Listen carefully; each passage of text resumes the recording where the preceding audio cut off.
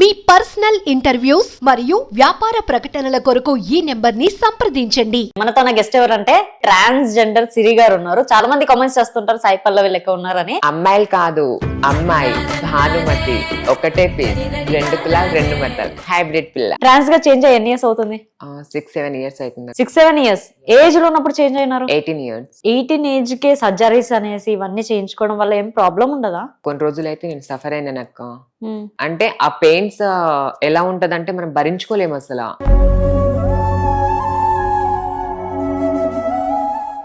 మీ family background ఏంటి? అంటే మా డాడీకి 2 వైఫ్. ఫస్ట్ వైఫ్ అయితే పిల్లలు లేరనేసి సెకండ్ వైఫ్ చేసుకున్నారు మా డాడీ. మేము 3 పిల్లలము. ఓకే. మా డాడీ 9th ఉన్నప్పుడు చనిపోయాడు అనమాట. మీరు 9th క్లాస్ లో ఉన్నప్పుడు చనిపోయారు? హార్ట్ అటాక్ వచ్చి అప్పుడు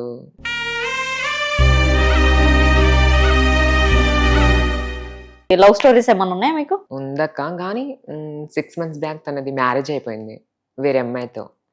ఆ పెళ్ళయ్యే టైంలో కూడా వాళ్ళ ఫ్రెండ్ కి నేను కాల్ చేస్తాను, ఏంటిది మీ ఫ్రెండ్ అప్పుడు సపోర్ట్ చేసిన అబ్బాయిలే, నువ్వేంటి అమ్మాయివా ఏంటి నేను చేసుకోవడానికి, తన లైఫ్ తను చూసుకుంటుండు కదా అంటే, ఎన్ని రోజులు నాతో మాట్లాడారు కదా, మీరంతా సపోర్ట్ చేస్తారు కదా, మరి ఏంటిది మీరు చెప్పాలి కదా నేను ఉన్నాను అనేసి. అంటే నువ్వేంటి అమ్మాయివా అనుకుంటున్నావా ఏంటి, కొజ్జవి కదా.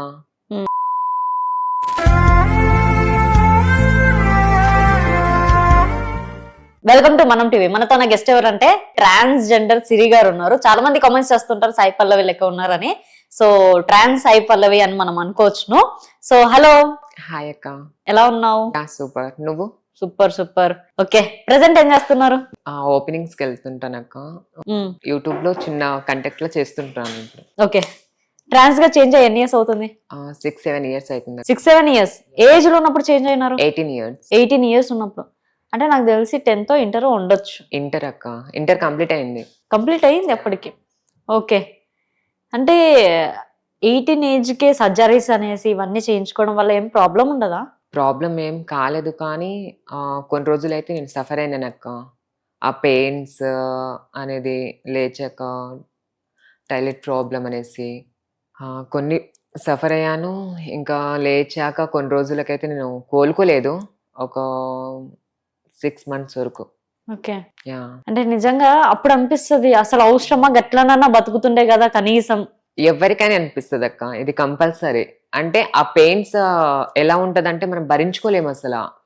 ఇప్పుడు ఒక అమ్మాయి ప్రెగ్నెంట్ ఉండి బేబీని బర్త్ చేస్తున్న టైంలో ఆ అమ్మాయి ఎలా భరిస్తుంది ఆ పెయిన్, అంతకన్నా ఎక్కువ మాకు 45 days ఇంట్లోనే నాకు ఏం తినొద్దు, ఏం చెయ్యొద్దు, ఘోరమైన పెయిన్స్. ఓకే. చాలా సఫర్, చాలా స్ట్రగుల్, చాలా. ఓకే.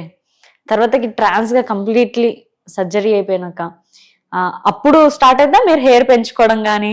లేదు, ట్రాన్స్ లైఫ్ లోకి వచ్చాకనే పెంచుకున్నాను.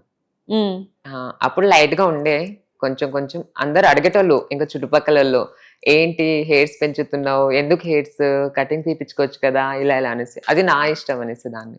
ఓకే. అప్పుడు కూడా ఏమన్నా జుట్లేస్తున్నానే ఏంటి? లేదు కొంచెం. ఓకే. ఇంతవరకు ఉండే. ఓకే. మీ ఫ్యామిలీ బ్యాక్గ్రౌండ్ ఏంటి? మా డాడీకి 2 వైఫ్.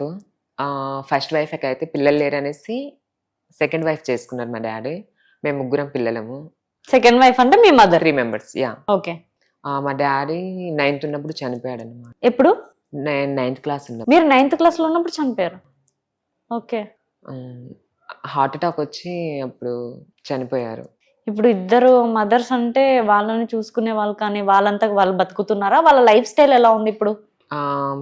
చిన్న మమ్మీ, మా మదర్ ఏమో ఇక్కడ హైదరాబాద్ లో మా మామయ్య వాళ్ళ దగ్గరే ఉంటది. ఇంకా పెద్ద మమ్మీ విలేజ్ లో ఉంటది, వ్యవసాయం అలాంటివి చేసుకుంటది. ఇంకా ఇప్పుడు డాడీకి 2 వైఫ్లు అని అంటే నెగిటివ్ టాక్స్ చాలా వరకు ఉంటది. మీరు ఫేస్ చేసినా గానీ విన్నే గానీ ఎలాంటివి? అంటే పెద్ద మమ్మీకి పిల్లలు లేరు, గొడ్రాలు, ఇలా ఇలా అనేసి చుట్టుపక్కల వాళ్ళు అప్పుడు అనేటోళ్ళు, మా ముందర అనేటోళ్ళు. ఆమె ఇప్పటికీ బాధపడుతుంది. అయినా నాకు పిల్లలు లేకపోతే ఏంటి, నా పిల్లలే కదా అనేసి ఇంకా మమ్మల్ని చూసుకుంటది. చిన్న మమ్మీ కూడా ఏంటి సెకండ్ హస్బెండ్ నువ్వు ఎలా చేసుకున్నావు, ఎందుకు చేసుకున్నావు అనేసి. అప్పుడు చిన్న వయసులో మమ్మీది, అప్పుడు మ్యారేజ్ చేసేసారు. సో మమ్మీ కూడా ఇంకా చాలా, ఇంకా చుట్టుపక్కల వాళ్ళు అంటుంటారు, అక్క ఇది ఏంటి, ఎందుకు వచ్చావు నువ్వు సెకండ్ వైఫ్ గా, అవసరమా నీకు, ఆమె ఆల్రెడీ ఉంది కదా అనేసి. ఓకే. ఇంకా వాళ్ళకి ఇంకా సమాధానం మీద ఇంకా మీ మమ్మీ చాలా ఫేస్ చేస్తూ ఉండాల్సి ఉంది. ఓకే, మీరు ఇంట్లో ఎంతమంది? మేము 3 మెంబర్స్ అబ్బాయిలము, ఇంకా మమ్మీ 2 మమ్మీలు, 5 మెంబర్స్. 3 మెంబర్స్ అబ్బాయిలు, ఇప్పుడు ఇంకొక అబ్బాయి ఏమయ్యాడు? అమ్మాయి అయ్యాడా? అమ్మాయి అయ్యాడు. మీరు ఇన్స్టాగ్రామ్ లో చేస్తున్న రీల్స్ కి కమెంట్స్ వస్తూ ఉంటాయి కదా, ఇప్పటిదాకా ట్రాన్స్ అని అసలు ఎవరికి తెలియకుండా ఉండొచ్చు. చాలా మంది చెప్తారక్క, మా క్లాస్ అమ్మాయిల కన్నా నువ్వు బాగున్నావు, మా పక్కింటి అమ్మాయి కన్నా నువ్వు బాగున్నావు అనేసి ఓకే, కామెంట్స్ వస్తుంటాయి. వాయిస్ మేల్ వాయిస్ ఏమనొచ్చా? నాకు ఇదే వాయిస్, ఇంకా వేరే వాయిస్ అంటే లేదు. అంటే ఇప్పుడు మీ క్లాస్మేట్స్ మీ అబ్బాయిలు ఉంటారు కదా, ఇంటర్ దాకా చదివినారు కాబట్టి ఉన్నారు, వాళ్ళంతా ఇప్పటికి ఫ్రెండ్స్ అయి ఉండొచ్చు, ఇంకా ఫ్రెండ్స్ గా కంటిన్యూ అవుతుండొచ్చు. వాళ్ళ దగ్గర నుంచి ఎలాంటి టాక్, ఎలాంటి రెస్పాన్స్ ఉంది? అంటే స్టార్టింగ్ లో నేను కాలేజ్ లో ఉన్నప్పుడు, ఏంటిరా నీ బిహేవియర్ అమ్మాయిలా ఉంది, ఏంటి తిల్కల్స్ పెట్టుకొస్తావు, ఫెయిర్ అండ్ లవ్లీ పెట్టుకొస్తావు, అసలు ఏంటిది అనేసి కొన్ని రోజులు వాళ్ళకు అది నాకు ఇష్టం, నేను అలాగే పెట్టుకుంటాను, మీకేమైనా ప్రాబ్లమ్ అనేదాన్ని. సో కొన్ని రోజులకి వాళ్ళకి తెలిసిపోయింది, ఓకే నువ్వు అమ్మాయిలానే ఉంటావు అనేసి. వాళ్ళు సపోర్ట్ చేసేటోళ్ళు, ఓకే నీకు నచ్చినట్టు ఉండు, మా దగ్గర ఓపెన్ గా ఉండు, ఎందుకు అలా అనేసి. అయితే ఇంకా వాళ్ళు ఇప్పటికీ సపోర్ట్ చేస్తూనే ఉంటారు. కొందరు మాట్లాడతారు, కొందరు ఇంకా మాట్లాడారు. ఎవరైనా ప్రపోజ్ చేస్తారా? అబ్బాయిగా ఉన్నప్పుడా చేస్తారు అక్క. అబ్బాయిగా ఉన్నప్పుడు అమ్మాయిలు? ఒక అమ్మాయి చేసి, అంటే అబ్బాయి చేసిరా? అంటే ఒక అమ్మాయి చేసింది, 2 అబ్బాయిలు చేశారు. 2 అబ్బాయిలు ప్రపోజ్ చేశారు మీరు అబ్బాయిగా ఉన్నప్పుడే? ఎందుకు? అంటే నేను అమ్మాయిలా ఉన్నాను అనేసి వాళ్ళకి నా మీద ఏ ఫీల్ వచ్చిందో నాకు తెలియదు. ఓకే, అంటే ఒక బాయ్ ఉన్నప్పుడు బాయ్స్ ప్రపోజ్ చేశారంటే క్లాస్మేట్సా? క్లాస్మేట్స్ ఒకరు, ఇంకా బయట విలేజ్ లో. ఏమని, ఎట్లా ప్రపోజ్ చేశారు? అంటే నువ్వు నాకంటే ఇష్టం, ఏదో చిన్న స్లిప్ మీద లవ్ యూ అని రాసి క్లాస్మేట్ లో విసిరేయడం అలా. అంటే వాళ్ళకి నీ గురించి కంప్లీట్ గా ఏమని తెలుసు అసలు? అంటే నడక అమ్మాయిలా ఉంటది, సో నా వాయిస్ అమ్మాయిలా ఉంటది, వాళ్ళ దగ్గర నేను అమ్మాయిలానే బిహేవ్ చేస్తా. ఒక అబ్బాయిలా అయితే నేను ఉండలేదు ఎప్పుడు వాళ్ళ దగ్గర. ఏంటి అంటే నువ్వే ఇష్టపడుతున్నట్టు? లేదక్క.